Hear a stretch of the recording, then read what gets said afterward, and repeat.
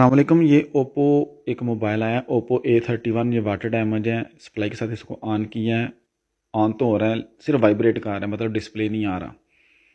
अब इसका मसला ये है कि इसका लाइट सेक्शन में मसला है। इसकी पतरी उतरी हुई थी, इसको मैंने अच्छे तरीके से क्लीन की है।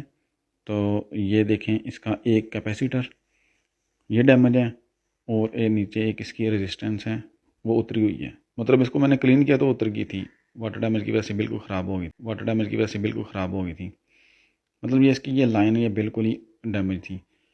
तो कैपेसिटर मैंने लगाया एक नया, मतलब दूसरे बोर्ड से उतार के, और इसकी ये एक रेजिस्टेंस मैंने लगा दी है। ये देखें, इधर से करंट बिल्कुल पास हो गई है रेजिस्टेंस से भी, और ये कमर करंट जो है ना अभी बिल्कुल ठीक जा रही है। तो इसको हमने अभी चेक किया तो ये हमारा लाइट वाला मसला हल हो गया था। मोबाइल भी ऑन हो गया और डिस्प्ले भी आ गई।